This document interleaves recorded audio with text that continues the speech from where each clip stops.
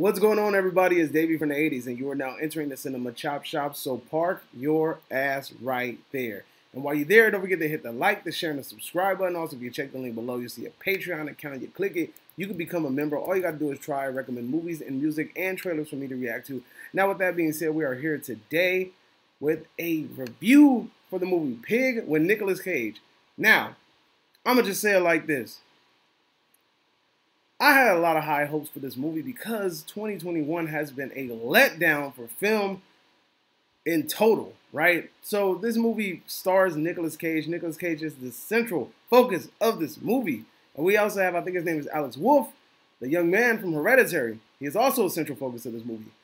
This movie is basically about a man who is living in an isolated forest area, and he has a truffle pig, right? And one day somebody comes along and they steal his damn truffle pig. And this man goes on a huge journey in order to get this truffle pig. And we also learn about his life and everything under the sun, right?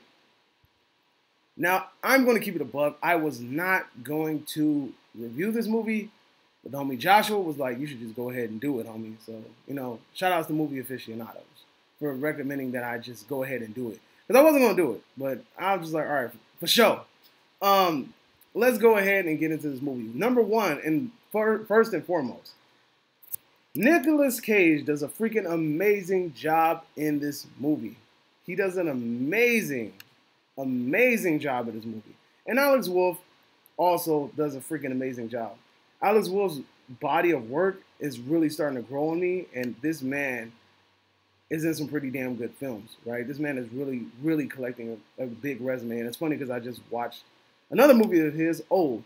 Anyway, I digress. The one thing that I liked about this movie is that Nicolas Cage knocks the shit out of the park. It's a really good, heartwarming story about a man in a relationship with whatever he chooses with, right? And I'm not talking about like a very intimate relationship. I'm talking about a bond, a connection, right? And we learn why he has this deep-rooted connection with this pig.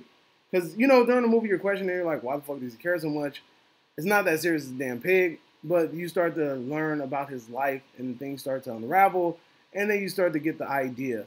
This movie is a slow burn movie. If you're not into slow burn movies and you want things to be happening like that, you are not going to enjoy this film because this movie is a slow-paced ride throughout the whole thing.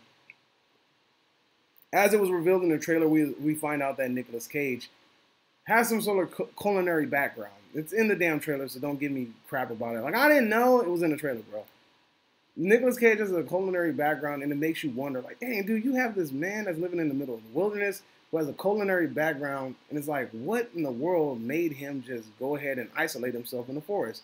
And like I said, by the end of the movie, you figure it out. You don't have, like, a huge definite answer. You don't have, like, something that's just, like, boom in your face. You just have to pay attention to little things that are happening in a movie in order to pick up the pieces and kind of put them together and figure it out on your own. It's not going to be just written right there in stone for you.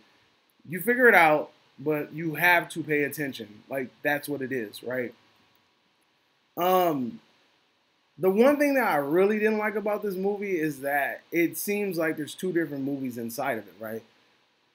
When the movie presents itself, and you get to like the first or second part, you feel like it's going to, like, it's leading up to something. A lot of people have compared this shit and say that, oh, I feel like John Wick when I watch this movie. And I can understand where you get the John Wick reference from. But at the end of the day, it's like, when you're watching it, that part pumps you up to make you feel like, all right, there's something more to it. But then it leads nowhere. And then you're stuck there feeling like, well, that feels pointless now. Because at the end of the movie, when I find out everything, I'm like, well, what was the point of this situation? And what was the point of that situation? These things were introduced for what purpose? Like, like, it made you feel like there's some sort of alternative motive. You make it feel like it's some sort of final boss. They hyped the final boss in the movie, or the big bad, or whatever you want to call him. They hyped this man up, bro. And they made it seem like this dude was like evil. And then at the end of the movie, you find out his intentions, and you're just like, really? Like, I mean, I guess, but like I said, there's just certain elements of this movie that leave you feel kind of empty because when you're watching film, you're introduced to these themes, and you're just like, okay, well, I feel like this is where it's going to lead. And it honestly baits you in that category. It's not one of the things where it's like, oh, well, maybe you perceived it as it baiting you. Nah, bro. This shit baits you into thinking that it's going one route, and then it goes back to the other route. It's like either you're going to be a serious movie all the way through, or you're going to have these different action hero-y kind of vibes introduced, and they lead to nowhere. Now, some people might not really appreciate the comment that I just made because, you know, it might be perceived. The scenes in particular that I'm talking about may be perceived in a different manner. They may be perceived as metaphoric. But at the end of the day, it's like you could have done that in a different manner and still produce the same results. You didn't have to go to such extremes in order to get me feeling some type of way. You know what I mean? So, like, it's like you're doing all of this for a name, right? And it's like we don't even know why this is a thing. We don't know why this person's acting this type of way. We don't know, is this person as connected as he says he is? There's really a lot of underworld vibes in this movie.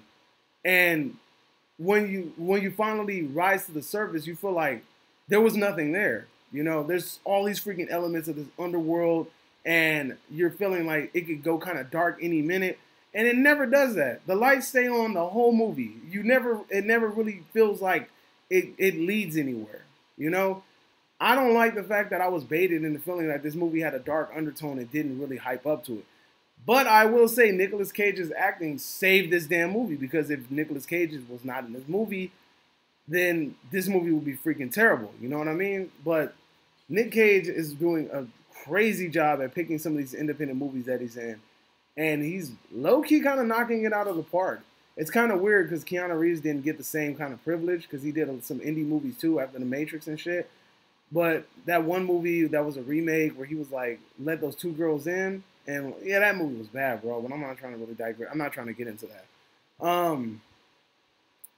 Overall, I enjoyed the movie, but the fact that the first half leads you one route and then the second half takes you down another road, it kind of threw me off. It kind of threw me for a loop. It's a good movie. It's a fun movie, but it did not sweep me off my feet. I did not love it, but I did like it a lot. You know what I mean? So here on the Cinema Chop Shop, we grade movies in three ways, counted three ways. Either you get bodied and sent to the bowels of hell. Either you get spared and sent to the pearly gates, and I say your movie's a good movie and all that good stuff. Or, you know, you get a big fat meh, which means your movie was mediocre, mid-grade, mid-range jumper, all that shit. You know, midlife crisis. I'm going to spare this movie.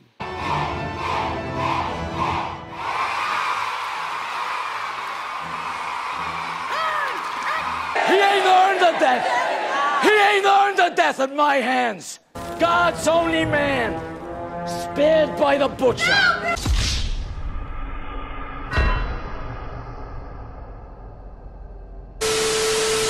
And the reason I spared this movie is simply because Nicolas Cage. I'm just keeping it a buck with you. Nicolas Cage saves this movie hands down. If Nicolas Cage was not in this movie would be whack. I say that with all my heart and soul.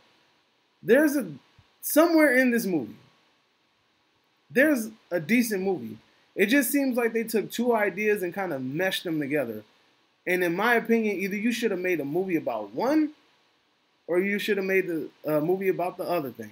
Either you're going to go all out and go John Wick on this bitch, or you're just going to go all serious. You can't do both. It didn't feel right. It just felt like it just didn't belong, if you know what I mean. So that's my review. Let me know if you agree or disagree, whatever the case may be. Drop it in the comment section down below. And you are now exiting the Cinema Chop Shop. I hope you guys are having a magnificent day. Adios, homies.